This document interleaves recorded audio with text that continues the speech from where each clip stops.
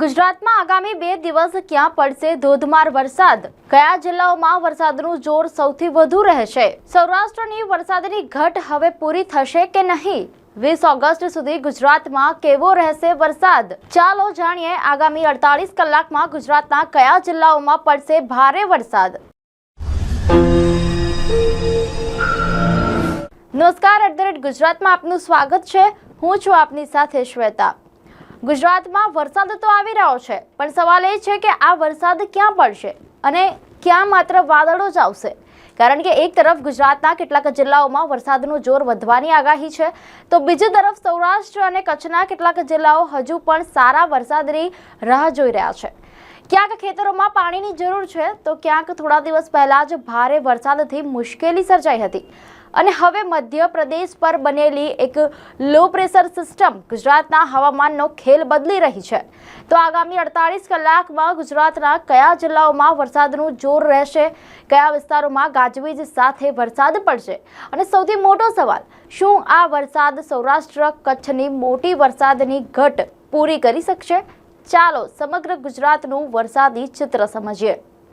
દર્શક મિત્રો, છેલ્લા કેટલાક દિવસથી ગુજરાતના હવામાનમાં ફરી પલટો જોવા મળી રહ્યો છે. મીડિયા અહેવાલ મુજબ 10 ઓગસ્ટથી રાજ્યના અનેક વિસ્તારોમાં વરસાદી માહોલ બન્યો છે અને તેની પાછળનું સૌથી મોટું કારણ છે મધ્યપ્રદેશ પર બનેલું લો પ્રેશર એરિયા.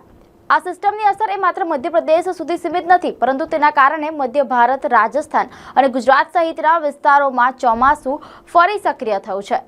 ભેજવાળા પવનો અને વરસાદી વાદળો ગુજરાત તરફ ખેંચાઈ રહ્યા છે. પરંતુ અહીં મહત્વની વાત એ છે કે આ વખતે સમગ્ર ગુજરાતમાં એક સમાન વરસાદ નહીં પડે. કેટલાક જિલ્લાઓમાં વરસાદનું જોર વધુ રહેશે, કેટલાકમાં હળવાથી મધ્યમ વરસાદ પડશે અને કેટલાક વિસ્તારોમાં માત્ર છૂટો છવાયો વરસાદ જ જોવા મળશે. હવે વાત કરીએ ઉત્તર અને મધ્ય ગુજરાતની. અહેવાલ મુજબ આગામી દિવસોમાં મહીસાગર, અરવલ્લી, દાહોદ અને પંચમહાલમાં વરસાદી માહોલ જોવા મળી શકે છે. ખેડા અને આણંદમાં પણ અનેક સ્થળોએ વરસાદ થવાની શક્યતા છે. અમદાવાદ, ગાંધીનગર અને વડોદરા જેવા મહત્વના વિસ્તારોમાં પણ વરસાદી ગતિવિધિ જોવા મળી શકે છે. જ્યારે છોટાઉદેપુર અને મહેસાણા તરફ પણ વરસાદનું જોર રહેવાની શક્યતા છે. આ વિસ્તારોમાં મોટા ભાગે હળવાથી મધ્યમ વરસાદની સંભાવના છે, પરંતુ કેટલાક સ્થળોએ ગાજવીજ સાથે વરસાદ પડી શકે છે. ઉત્તર ગુજરાત તરફ નજર કરીએ તો પાટણ, વાવથરાદ, બનાસકાંઠા અને સાબરકાંઠામાં પણ આગામી 2 દિવસ વરસાદનું જોર રહી શકે છે.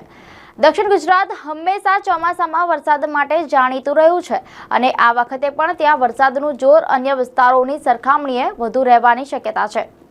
મીડિયા અહેવાલ અનુસાર ભરૂચ, સુરત, તાપી, નવસારી, વલસાડ અને ડાંગમાં આગામી દિવસોમાં વરસાદી ગતિવિધિ જોવા મળી શકે છે.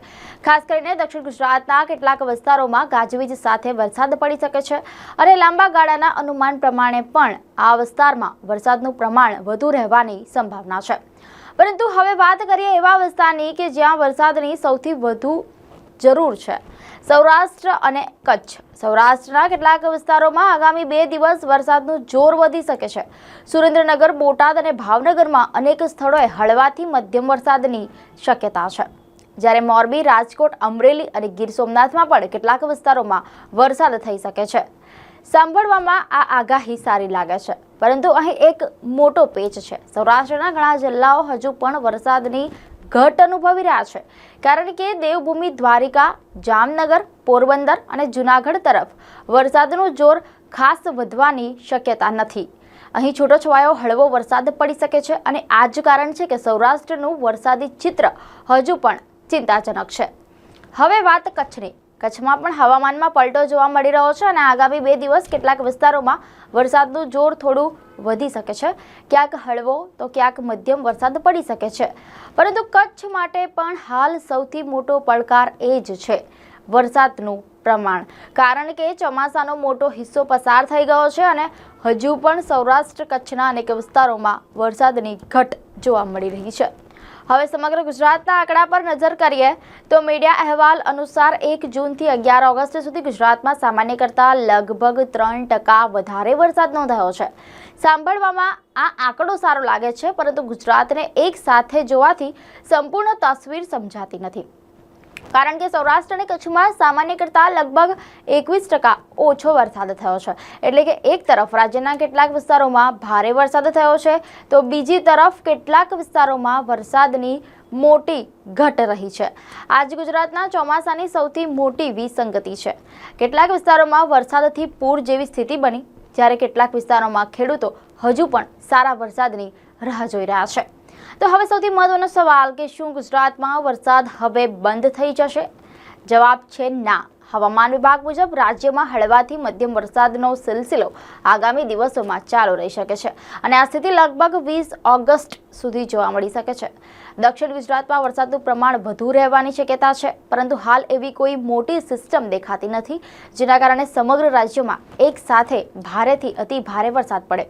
એટલે કે વરસાદ ચાલુ રહેશે, પરંતુ સાર્વત્રિક ભારે વરસાદની શક્યતા હાલ માટે ઓછી છે. એટલે કે ગુજરાત માટે આગામી દિવસોનું વરસાદી ગણિત ખૂબ જ રસપ્રદ છે. એક તરફ મધ્યપ્રદેશની સિસ્ટમ ગુજરાતમાં વરસાદી માહોલ બનાવી રહી છે, તો બીજી તરફ દક્ષિણ ગુજરાતમાં વરસાદનું જોર વધવાની શક્યતા છે. સૌરાષ્ટ્રના કેટલાક જિલ્લાઓને પણ રાહત મળી શકે છે અને કચ્છમાં પણ વરસાદી ગતિવિધિ વધી શકે છે. પરંતુ સૌથી મોટો સવાલ હજુ પણ એ જ છે, શું આ વરસાદ સૌરાષ્ટ્ર અને કચ્છની મોટી ઘટ પૂરી કરશે કે પછી આ વખતે પણ ગુજરાતના કેટલાક જિલ્લાઓમાં વાદળો આવશે, વરસાદ પણ પડશે, પણ ખેડૂતોની વરસાદની રાહ પૂરી નહીં થાય? આ સવાલનો જવાબ હવે આગામી થોડા દિવસોનો વરસાદ જ આપશે. દર્શક મિત્રો, આપને માહિતી સારી લાગી હોય તો વિડીયોને લાઇક અને શેર કરજો, ચેનલને સબસ્ક્રાઇબ કરજો.